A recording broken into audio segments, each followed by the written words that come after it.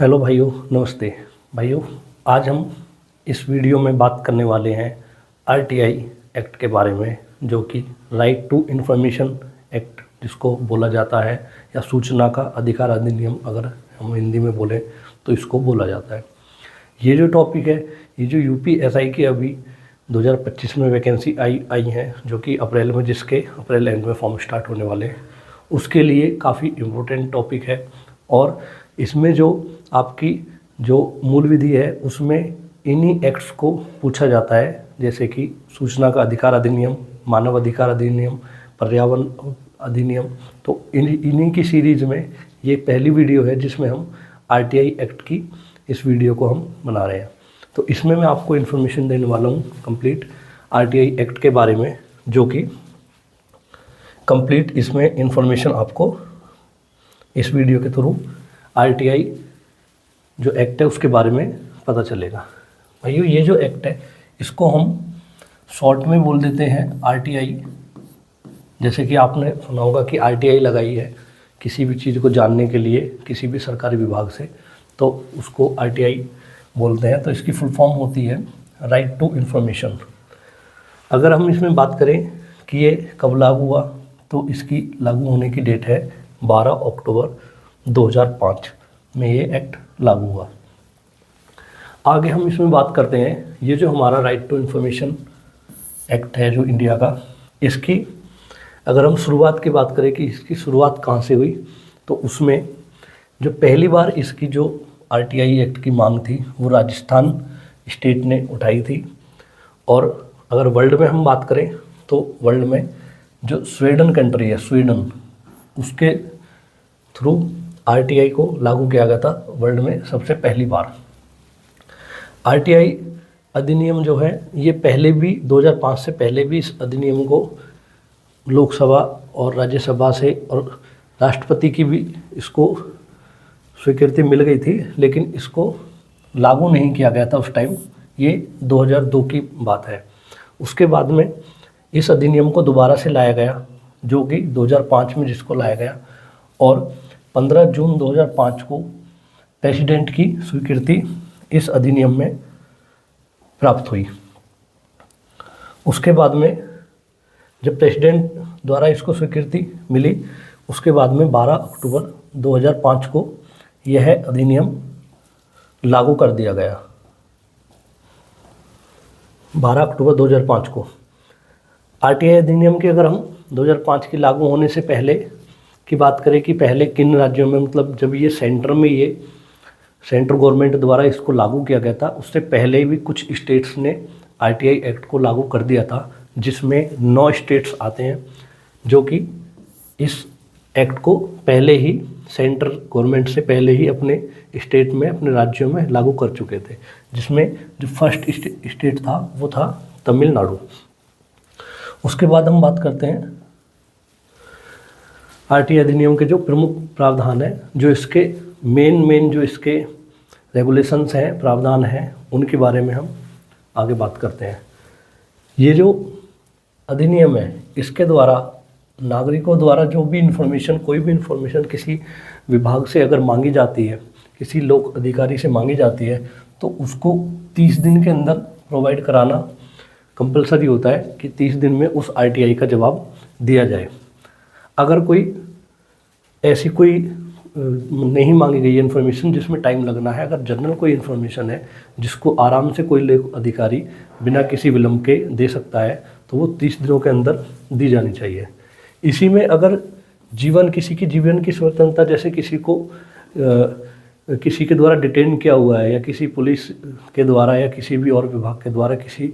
आदमी की अगर स्वतंत्रता पर अगर रोक लगाई हुई है, तो उस केस में 48 घंटे में उसकी इन्फॉर्मेशन उसके घर वालों को, रिश्तेदारों को, या किसी भी ऐसे व्यक्ति को जिसने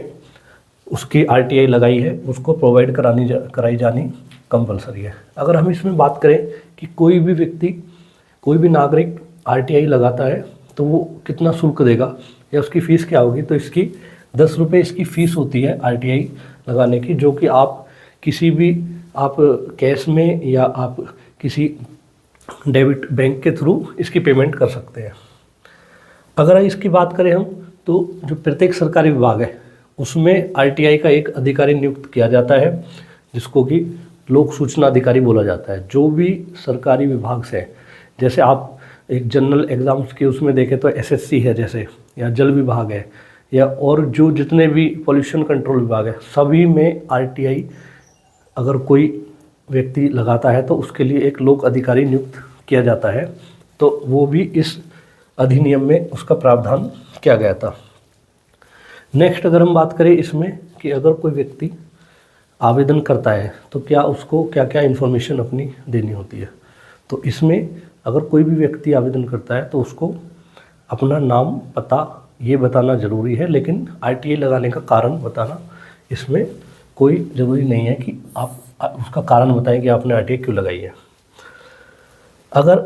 आरटीआई आपने लगा दी है और उसका विभाग की तरफ से, उस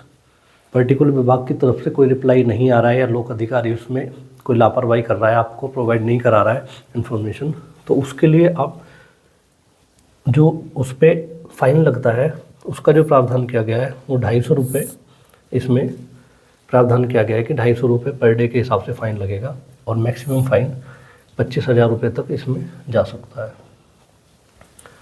अगर इसमें हम बात करें आरटीआई अधिनियम जो ये 2005 है हमारा, इसको संशोधन इसका अभी हाल फिलहाल ही में जो सेंट्रल गवर्नमेंट है, मोदी गवर्नमेंट है, उसने इसका किया है, तो उसको बोला जाता है आरटीआई अधिनियम 2019 संशोधित, जो जिसका संशोधन 2019 में किया गया है। इसमें जो संशोधन हुआ है उसके अकॉर्डिंग जो मुख्य सूचना आयुक्त है और जो अन्य सूचना आयुक्त है उनका कार्यकाल अब सेंट्रल गवर्नमेंट द्वारा तय किया जाएगा।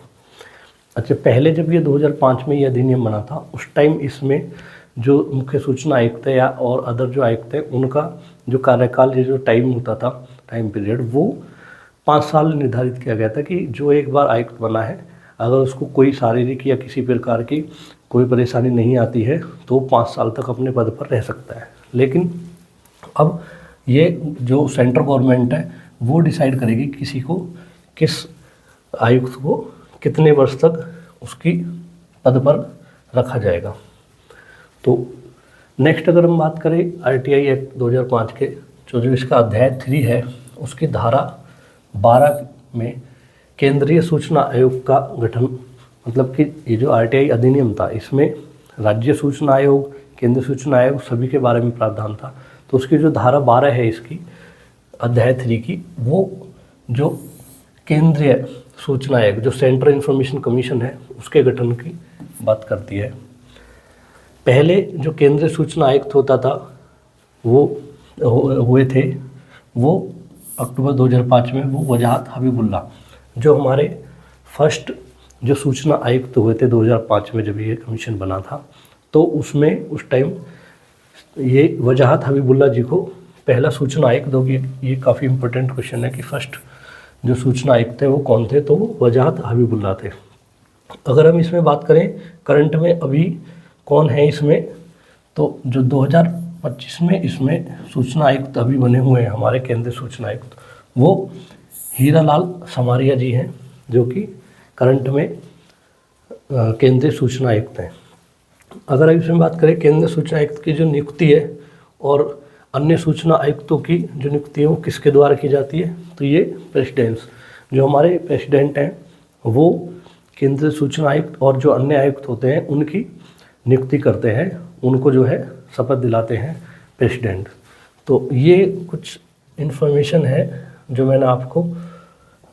आरटीआई के बारे में इस वीडियो के थ्रू प्रोवाइड कराई है। अगर फिर भी आपको कोई क्वेश्चन है या कोई आपका डाउट है तो आप कमेंट कर सकते हैं, आपका उसका आंसर नेक्स्ट वीडियो में या कमेंट के थ्रू प्रोवाइड करा दिया जाएगा। थैंक यू दोस्तों।